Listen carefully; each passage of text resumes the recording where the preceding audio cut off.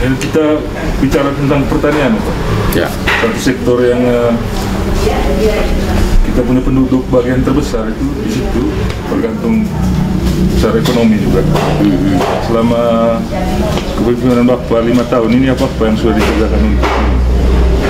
Karena ada hubungan dengan politik dan kebijakan. Silakan. Baik, jadi kalau kita bicara soal pertanian itu tentu historisnya panjang ya. Tapi kita lihat realitas saja yang sekarang ada. Secara ekonomi, kontribusi sektor pertanian terhadap produk domestik regional bruto itu masih cukup besar. Nah, jadi dari kurang lebih sekarang PDRB kita berdasarkan harga berlaku kurang lebih sekitar 6 triliun lebih, itu sektor pertanian masih memberikan kontribusi yang lebih besar gitu, yang sektor pertanian kontribusinya besar gitu. Jadi walaupun presentasinya menurun, tapi nominalnya itu tetap besar. Nah, itu satu. Kemudian yang kedua, kalau lihat dari sisi distribusi lapangan kerja, itu juga yang bekerja di sektor pertanian itu cukup dominan gitu loh.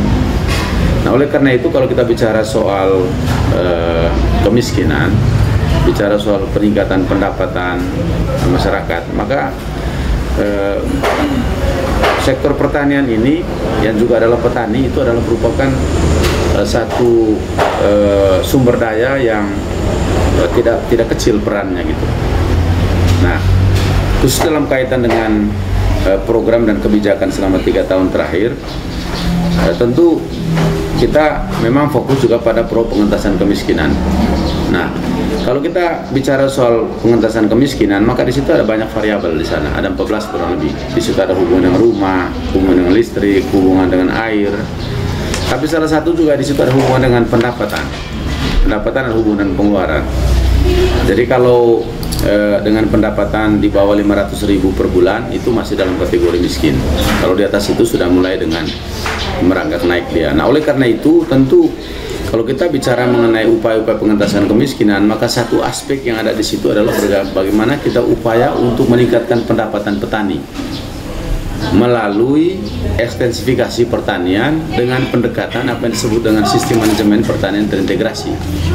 Begitu. Jadi program kita ini adalah peningkatan pendapatan petani melalui ekstensifikasi. Ekstensifikasi maksudnya begini, kalau selama ini pendapatan petani atau pendapatan per kapita rata-rata sekarang itu kan kurang lebih sekitar 6-7 juta. Ada kenaikan dari 4,8 dan seterusnya.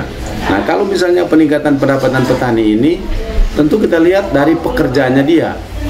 Nah, kerjanya dia itu kan tanam cengkeh, tanam kopi, pelihara babi, pelihara sapi, pelihara kambing, pelihara kerbau dan seterusnya.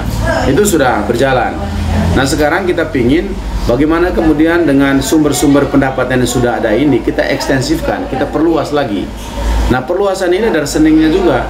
Ketika Labuan Bajo ini menjadi salah satu destinasi unggulan, maka kemudian perkembangan Labuan Bajo sebagai salah satu destinasi pariwisata itu juga harus direspon oleh kita dengan melihat apa potensi kita.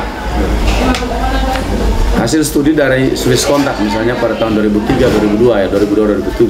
memperlihatkan kepada kita bahwa kebutuhan sayur mayur, buah-buahan yang di Labuan Bajo ini ternyata dipenuhi oleh Bali, oleh Banyuwangi, kemudian datang dari Makassar, datang dari Blitar dan seterusnya. Pertanyaannya adalah apa memang kita ini tidak bisa tanam sayur gitu. Nah, sebenarnya inilah yang menginspirasi saya dan Pak Victor 3-4 tahun lalu untuk kemudian melihat bahwa perkembangan pariwisata Labuan Bajo itu juga itu harus kemudian direspon oleh kita. Dan salah satu respon kita itu adalah bagaimana kemudian kita bisa menjadikan menggerai ini melalui petani-petani kita untuk bisa menyiapkan ini hortikultura. Kira-kira itu konsepnya. Jadi ada ekstensifikasi di sana, kemudian ada respon kita terhadap pariwisata, dan saya kira yang paling penting juga adalah bahwa mengubah masyarakat ini dari tanam kopi, bukan mengubah ya. Bagaimana kita mengekstensifikasikan pola tanam mereka ini juga berhubungan dengan kebiasaan, culture ya, kebiasaan dia bercocok tanam gitu.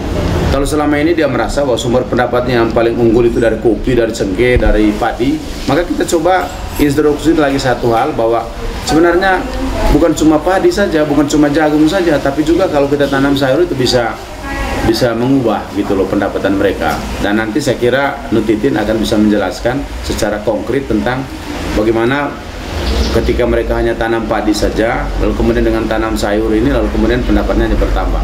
Kurang lebih seperti itulah konsep dasar dari kita mengembangkan program peningkatan petani melalui pendekatan Simantri ini, sistem manajemen pertanian terintegrasi. Saya kira itu mungkin penyampaian awal dari saya. Selain benih, Bapak intervensinya selama ini apa saja, Pak? Ada 2 investasi yang kita bantu ini petani ini, investasi permanen. Investasi permanen itu maksudnya bahwa investasi yang kita berikan kepada petani, tapi itu tidak habis dalam 1 tahun. Contoh, kita bantu mereka ternak, ya ternak sapi, ternak babi misalnya begitu, dengan kandangnya. Jadi ini kan tidak habis 1 tahun. Jadi ternak ini dia akan terus pelihara, lalu kemudian dia bisa berkembang, beranak, lalu kemudian kandang yang kita sudah siapkan juga tetap dipakai untuk kandang ternak. Karena ini konsepnya waktu itu adalah bagaimana petani ini secara bertahap dia juga bisa memenuhi kebutuhan pupuk sendiri. Kalau awal-awalnya kita yang bantu pupuk, tapi kita berharap untuk jangka panjang itu dia sendiri penuhi pupuknya. Nah, oleh karena itu kita bantu misalnya sapi 25 ekor, sudah bisa kita hitung itu 1 hari menghasilkan berapa cirit, dan itu kemudian jadi bahan baku untuk pupuk. Lalu kemudian kita bantu juga mereka bagaimana mereka bisa mengolah pupuk, lalu kemudian hasilnya kita bawa ke Kupang, kita uji lab dan seterusnya, sehingga kemudian itu layak untuk dijadikan sebagai pupuk. Jadi pupuk itu investasi permanen. Tapi ada juga investasi yang non permanen, pupuk, mulsa, kemudian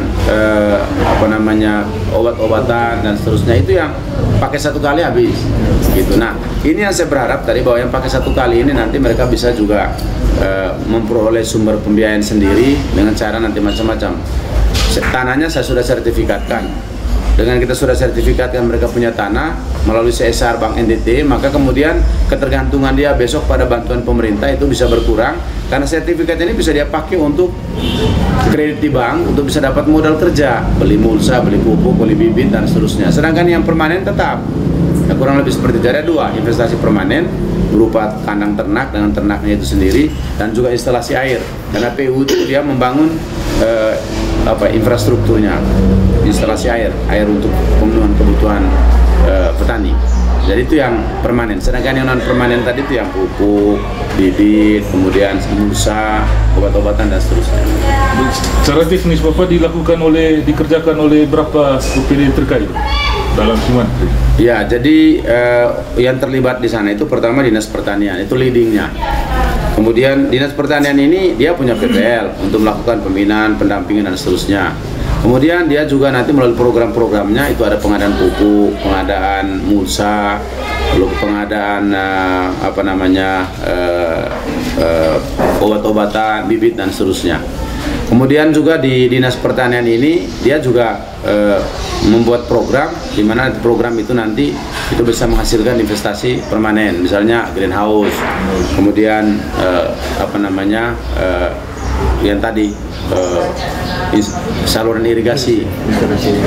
Lalu kemudian PU itu saluran irigasi.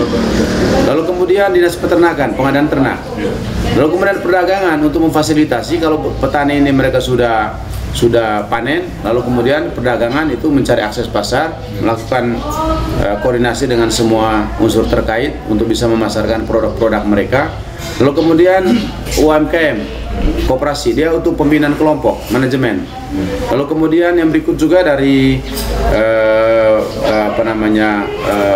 perhubungan ini saya minta mereka untuk support ketika misalnya ada kelompok-kelompok yang memang usahanya itu di bidang perdagangan, memperdagangkan hasil-hasil produk pertanian, maka kemudian kita support mereka dengan mobil-mobil pickup.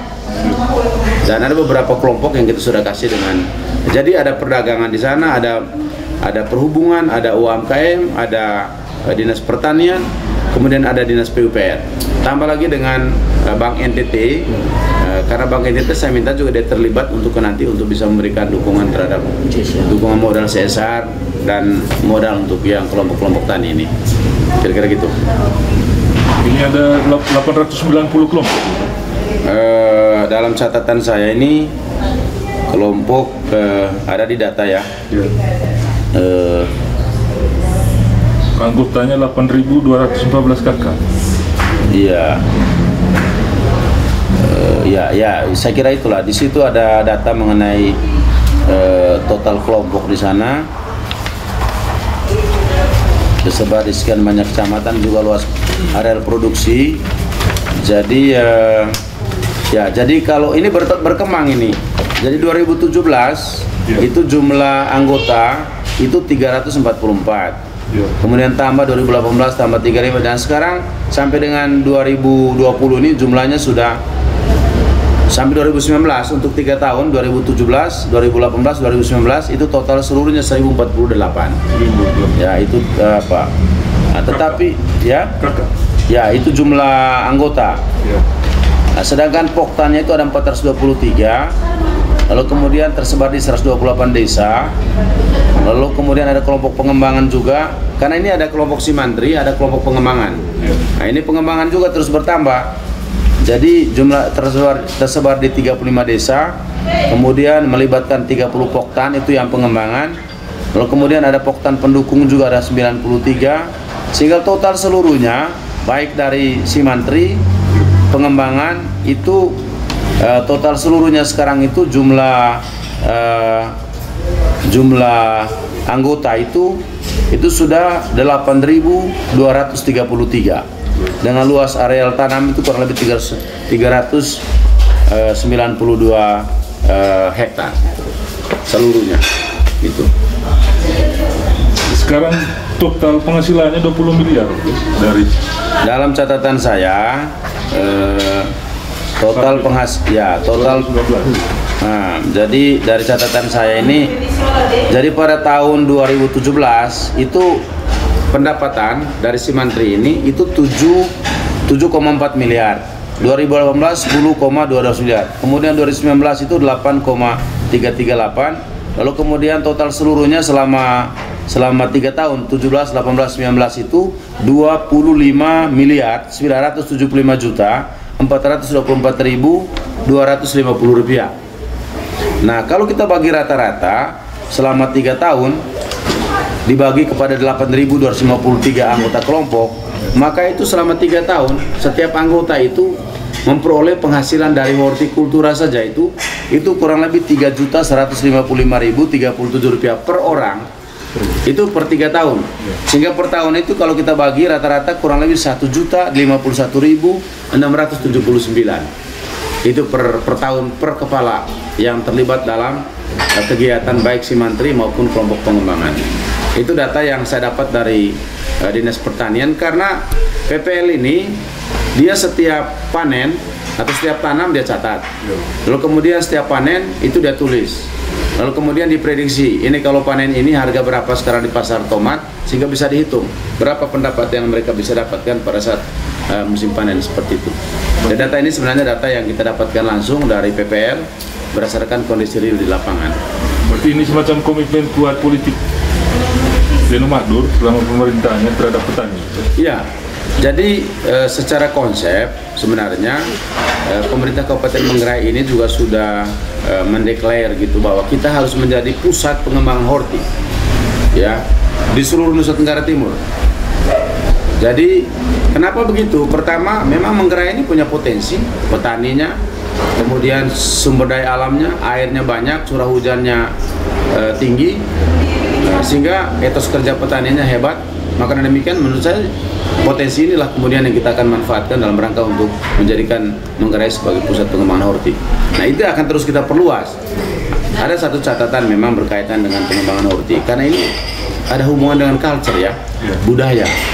Begitu. Saya selalu kasih contoh waktu teman-teman kepala desa pergi studi banding di salah satu tempat di Jawa, di Lembang. Saya beritahu mereka bahwa saya itu ada di Bandung itu tahun 88.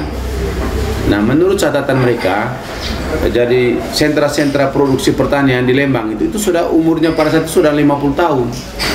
Jadi kalau misalnya kita mau seperti di Lembang, kan mereka pergi studi bandingnya di tahun 2019-2018, maka itu sudah bisa dibayangkan sudah berapa puluh tahun itu.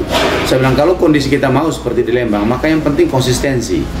Jangan hit and run, jangan sekarang kita buat, besok tidak, harus konsisten.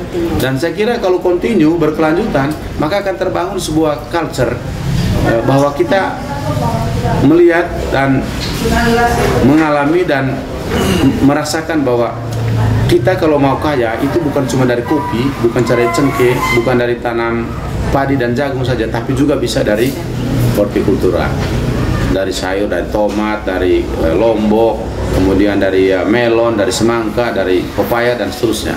Kurang lebih seperti itu. Berarti ada semacam upaya transformasi di sini, Pak, dalam kebijakan ini dari pertanian yang tradisional dengan bantuan intervensi alat-alat yang baru tadi ke sesuatu yang lebih modern. Ya minimal ada satu perubahan orientasi lah. Jadi selama ini kita tanam padi untuk kita makan saja, tapi bisa juga sekarang ini kita melihat bahwa kita tanam apa itu kemudian juga untuk kepentingan perdagangan. Selama ini kan kita berpikir kalau dagang itu cuma kopi dan cengkeh, bukan tomat. Kalau tomat itu tanam ya untuk makan sendiri. Nah itu harus kita coba ubah cara berpikir ini dengan lihat perkembangan para wisata Labuan Bajo dan seterusnya.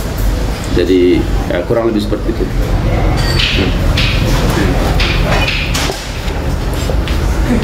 Jadi saya masuk ke Pamantu. Dari penilaian Pamantu sebagai akademisi mengenai kebijakan lakukan pemerintahan Dino Madu selama ini bagaimana tentang hortikultura? Baik, terima kasih. Saya tidak berbicara tentang kebijakan horti, tapi kebijakan makro tentang pertanian dari pemerintahan Dino Madu pada periode yang lalu. Pertama, ini pemerintahan ini memang punya fokus untuk memberdayakan pertanian karena memang mau tidak mau karena 65% masyarakat Manggarai itu bergerak di bidang pertanian. Dan salah satu bentuk komitmen dari segi kebijakan polisi mereka adalah memfasilitasi pembentukan Fakultas Pertanian di Universitas Santo Polres Ruteng. Dan ini menurut saya menjadi bagian dari komitmen yang bagus karena faktor itu tadi 65% masyarakat Manggarai ini adalah masyarakat pertanian. Dua fakultas itu untuk dua program studinya, agronomi dengan sosial ekonomi pertanian. Agronomi itu hulunya karena di sana berbicara tentang bagaimana pengembangan bibit unggul dan segala macam atau yang tadi dibahasakan ekstensifikasi, tapi juga diversifikasi dan intensifikasi dalam bidang pertanian. Dan untuk pemasarannya itu ada program studi yang lain disebut dengan sosial ekonomi pertanian, karena tanpa ada pemasaran yang baik maka saya pikir apa yang kita hasilkan tidak mungkin mengarah pada pertumbuhan peningkatan kesejahteraan masyarakat. Dan ini penting karena kita harus betul-betul harus menjadi penyangga utama untuk wisata premium Labuan Bajo, terutama terkait dengan memasok sayur-sayuran gitu. Dan ini harus menjadi komitmen siapa saja yang memimpin Manggarai ke depan. Itu yang pertama. Yang kedua, saya melihat ini turunan dari komitmen untuk membangun pertanian ini itu seharusnya idealnya itu lebih fokus pada orang-orang muda karena 70% orang-orang muda yang ada di desa itu bergerak di pertanian, ya milenial. Karena itu kita harus membangkitkan apa yang kita sebut dengan semangat cinta pertanian atau agritera. Saya kira ini nanti ada relevansinya dengan output dari Universitas Santo Polres Ruteng terutama bidang pertanian. Bagaimana orang-orang muda ini diberdayakan untuk bisa mengembangkan pertanian di daerahnya masing-masing dan lebih pada membangkitkan semangat untuk mencintai pertanian.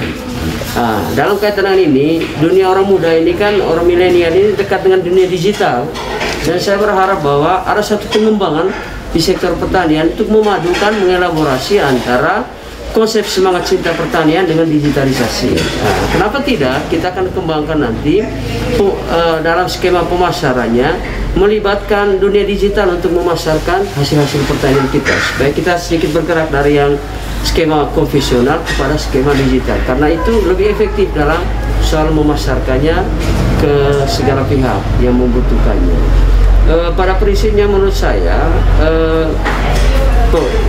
kerja kinerja dalam bidang pertanian dari Pak Kamenus dengan Pak Victor periode yang lalu itu sudah menunjukkan komitmen yang baik. Salah satunya itu dengan bagaimana mengembangkan Universitas Santo Prosperteng itu untuk munculnya Fakultas Pertanian, terutama program studi agronomi dan sosial ekonomi pertanian. Saya kira itu dengan data yang sudah dipaparkan dari Pemantuk dari 2017 sampai 2019 sudah sampai 25 M iya.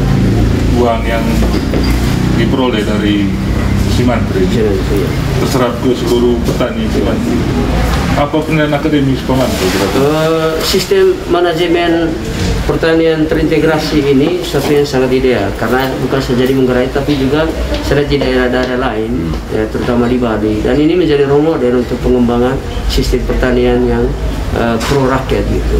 Karena saya berpikir semua sektor itu dilibatkan, baik dari sektor pemerintahan tapi juga sektor masyarakat yang ada.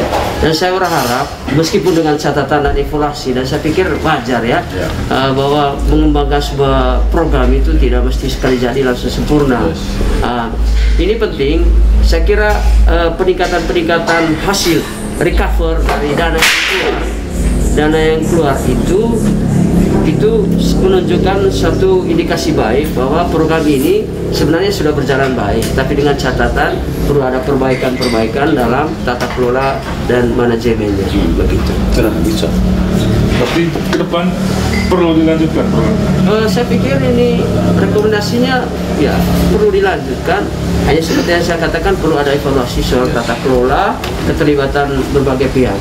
Dan saya berpikir dengan gerakan politik yang ada sekarang ini, di mana anak-anak muda geliat dalam soal mendukung politik, saya kira ini menjadi peluang besar bagi paket Jeromado kalau terpilih lagi untuk menjadikan komunitas-komunitas ini sebagai komunitas yang bisa terlibat di pertanian. Seperti yang saya katakan, 70% kaum milenial itu kan ada di desa dan mereka bergelut dengan pertanian. Dan saya berpikir perlu ada komitmen dari pemerintah ini nanti supaya mereka membentuk komunitas pertanian, fokus pada pertanian dan melibatkan mereka untuk pertama bisa membantu masyarakat untuk bisa membentuk komunitas pertanian berbasis keluarga.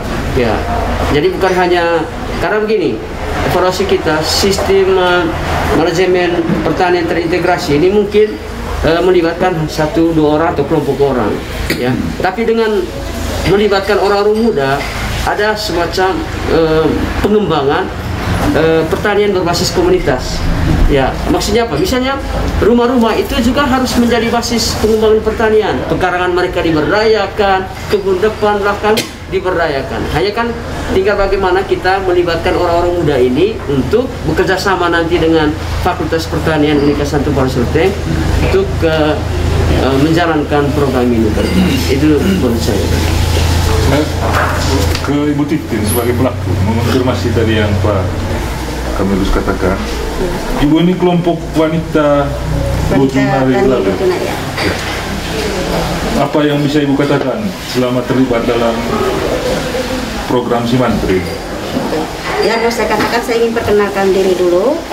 Saya Titin Lula, kebetulan saya masuk dalam kelompok wanita tani Bojuna lagi yang tergabung dalam program Simantri yang merupakan program unggulan dari Manggarai. Luas lahan kami di sana itu 4 hektar. Itu dari 20 orang yang tergabung dalam 5 kelompok tani yang tergabung dalam Simantri tersebut. Dan jenis tanaman yang kami tanam di sana seperti hortikultura sayur, konbok, wortel seperti yang diberikan oleh pemerintah. Itu. Terus mungkin kami sangat sangat antusias dan bangga dengan apa yang diberikan oleh pemerintah kepada Manggarai karena kami menanam per musim itu hasilnya lumayan 90 kurang lebih ya 98 juta per musim itu dari 20 anggota. Nah, yang tergabung dalam Simantri itu dari program Simantrinya sendiri seperti itu.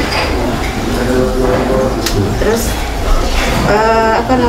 modal yang modal awalnya itu kami dari pemerintah, berupa benih, terus berupa benih sayur, pupuk vokasi dan ternak yang tadi seperti Bapak Kamilus ngomong, karena itu teknisnya dari pemerintah sendiri. Jadi kami mendapatkan bantuan selain bibit-bibit sayur, kami dapat bantuan ternak sapi yang kami kembangkan seperti itu. Dan kami jual dan ada manfaatnya seperti itu karena terintegrasi. Jadi semua apa yang diberikan itu sangat bermanfaat untuk kami.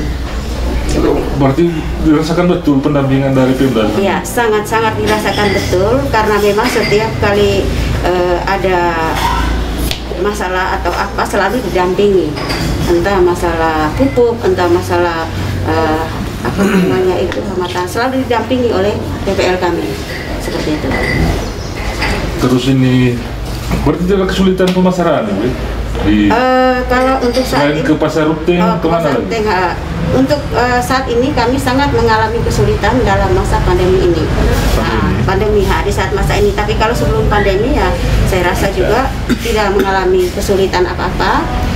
Seperti contoh saya sendiri sebagai pelaku dan saya seorang petani yang notabene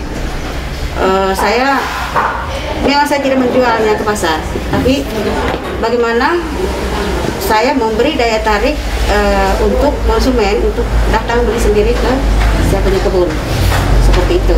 Jadi saya saya membuat saya punya kebun itu seperti lahan yang sekalian untuk berbelanja sekalian rekreasi, berwisata.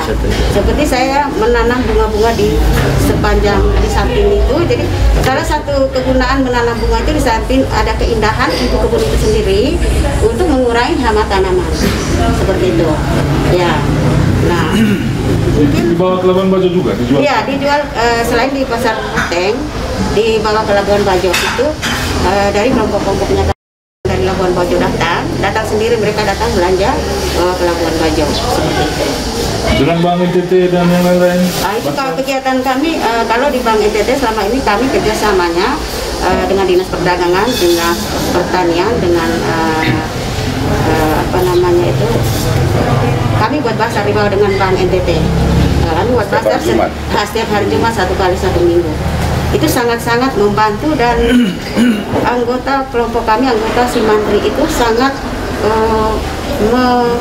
merespon sekali dengan apa yang dibuat oleh pemerintah terhadap kami para petani. Berarti yang dikatakan Pak Kamilus tadi dirasakan betul? Sangat dirasakan. Mungkin orang yang tidak merasakan itu karena mereka tidak melakukannya. Seperti itu. Kalau kita melakukan itu sangat-sangat membantu program pemerintah. Ada peningkatan pendapatan sejak masuk Simantri? Iya, sejak masuk Simantri ya pasti ada. Pasti ada karena terbantu oleh semua diakomodir seperti itu. Sangat membantu dan memang hasilnya sangat. Kedepan harapan Ibu Titin bagaimana pada pemerintah? Harapan saya sebenarnya agar di Kota Ruteng ini kita memiliki agrowisata hortikultura. Sebagai contoh, kebun saya tadi yang saya kelola saat ini menjadi tempat rekreasi atau ya severian, mungkin hanya sebagian orang ya, tapi mereka senang seperti itu. Dan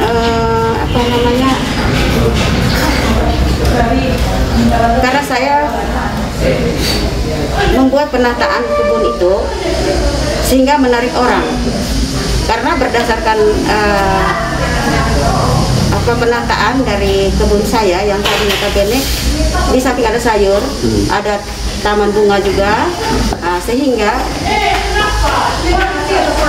ada seperti Nana Ivanman di Jakarta terinspirasi dari apa yang saya buat. Dan semua mungkin teman-teman di Jakarta karena mereka sendiri yang menelpon saya, mereka sangat terinspirasi dengan apa yang saya lakukan di Kota Ruteng ini. Pengennya semua kebun-kebun yang ada di Kota Ruteng itu buat seperti saya, yaitu menanam bunga dengan pokoknya membuat suatu keindahan untuk daya tarik para pengunjungnya. Sehingga kemarin itu kami ada diskusi dengan Rana Ikanman agar sebenarnya kami kemarin Bapak Deno, kami sudah membuat festival bunga. Nah, itu kami sebenarnya di Kelurahan Lagi kemarin sudah membuat festival bunga, melakukan pilot project untuk kami di Kelurahan Lagi, tapi terkendala dengan musim ini pandemi ini kemarin akhirnya gagal. Bibit bunga anak Ivan sudah kirim dari Jakarta, tinggal kami kemarin akhirnya terhambat dengan ini. Ke depan Ibu Titin mengharapkan paket Deno Makdur ini akan melanjutkan ini program. Oh, sangat. Itu harapan semua kami para anggota Simantri dan saya rasa semua kelompok tani walaupun yang tidak tergabung dalam Simantri. Karena ada kelompok tani yang tidak tergabung, kami sangat mengharapkan ini harus dilanjutkan karena ini nafas kehidupan kita orang Manggarai adalah pertanian. Sebagian besar bercocok tanam. Terima kasih. Saya ke Pak Bupati untuk closing. Di visi misi itu Bapak bilang Manggarai ke depan ini akan semakin baik. Ini masalah fundamental yang tadi Pak Manto sebutkan. Tetap ada masalah yang perlu menjadi catatan perbaikan. Tapi Pak Kamilu selalu bilang tidak ada jalan pintas, tidak ada resep ajaib. Perlu waktu. Ada juga keterbatasan resources penonton. Ya. Tapi bagaimana komitmen Bapak yang sekarang maju lagi untuk lagi berikut? Jadi saya selalu merangsang kita untuk melihat histori. Indonesia ini sudah 76 tahun. Ya, ini kita masih begini. Kemudian Manggarai ini itu tahun 59. Jadi sekarang ini sudah 61 tahun. Ya begini sih kita ini. Apa artinya? Artinya bahwa dalam kaitan dengan upaya-upaya untuk membangun apa saja, itu yang paling penting itu menurut saya itu konsistensi dalam program, dalam kebijakan, dalam strategi dan seterusnya. Konsistensi dalam kaitan dengan pengelolaan keuangan, konsisten kita. Apa konsistensinya? APBD ini uangnya sedikit, ya. Ini 1,2 triliun, potong gaji pegawai 500 miliar, kemudian transfer ke desa 240 M, belanja barang dan jasa 214 miliar, sisanya mungkin sekitar 260 sampai 300 miliar. Itulah kemudian kita bisa bangun yang tadi ini. Nah, dengan kondisi keuangan yang sedikit ini perlu konsistensi bahwa APBD yang sedikit atau uang yang sedikit ini itu lebih banyak untuk rakyat daripada untuk pemerintah. Itu harus menjadi satu sikap dalam kaitan dengan urus Manggarai ini. Nah, kalau ini kita bisa konsisten, maka saya kira juga program pro kemiskinan, pro macam-macam tadi itu bisa kita laksanakan. Itu yang pertama. Kemudian yang kedua, saya kira harus jujur ya. Yang melaksanakan program semua ini manusia. Presiden manusia, gubernur manusia, bupati juga manusia. Tidak ada yang sempurna. Kecuali, kata Dr. Manto ini, kecuali yang pimpin malaikat. Maka saya kira kita akan memperoleh kesempurnaan di sana. Nah, oleh karena itu kelemahan itu sebenarnya atau upaya-upaya memperbaiki itu bagian juga dari strategi pembangunan. Khusus mengenai program Simantri ini, bagi saya ini sebuah inovasi dalam pemerintahan. Dan itu kita sudah kirim kepada Menpan untuk dilombakan. Saya dan Pak Victor berkantor di desa 1 kali dalam 1 bulan, paling sedikit 2 kali dalam 1 bulan. Itu juga inovasi dalam pemerintahan. Untuk kita bypass, ya, daripada laporan dari bawah lewat camat sampai di saya, belum tentu itu laporan juga benar. Ya, saya harus turun sendiri untuk melihat langsung ini program pemenuhan air bersih ini sudah ada dicatat dalam buku, sudah 3 kali ada program, tapi ternyata airnya tidak jalan. Pertanyaannya kenapa? Harus selesaikan, jangan kemudian kita nonton aja. Itu beberapa contoh sederhana.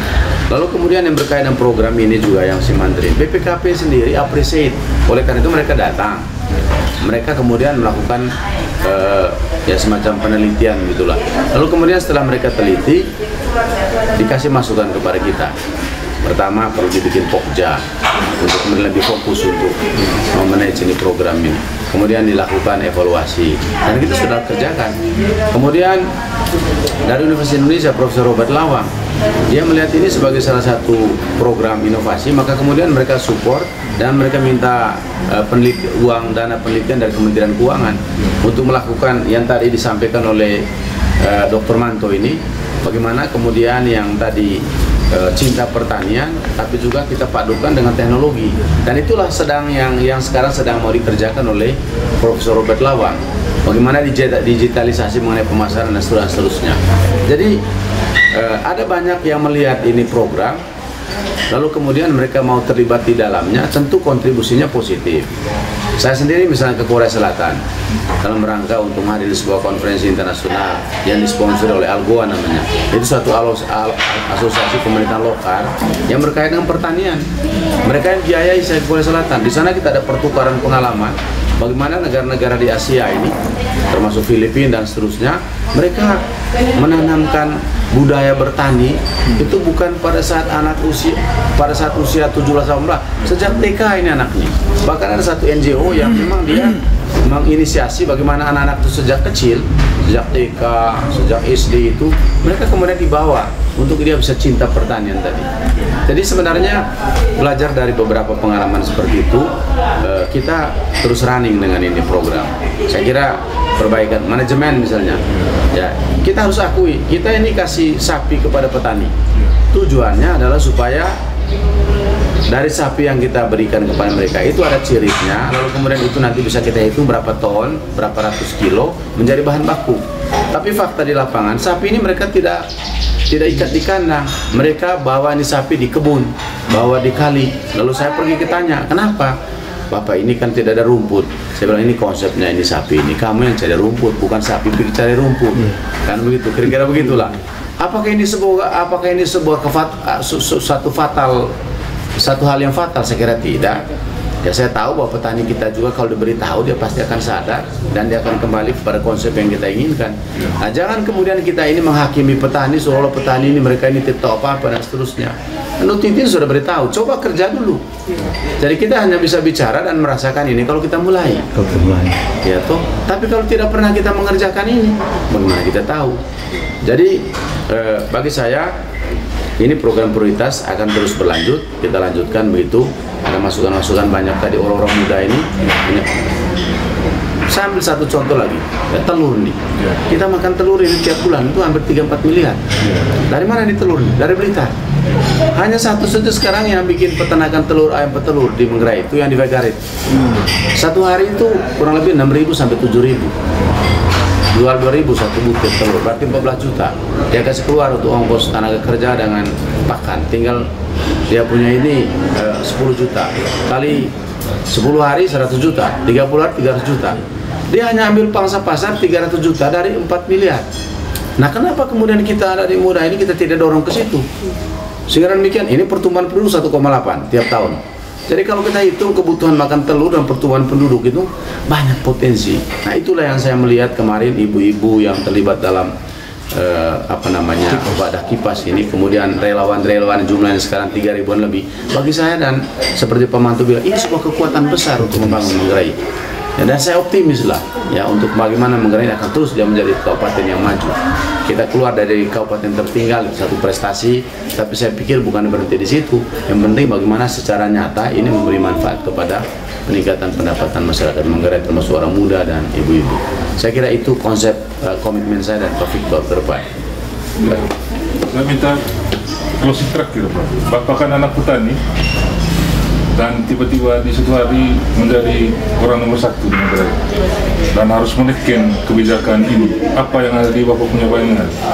Apa yang Bapak inginkan untuk petani? Ya pertama begini, saya percaya segala sesuatu itu karena Tuhan ya.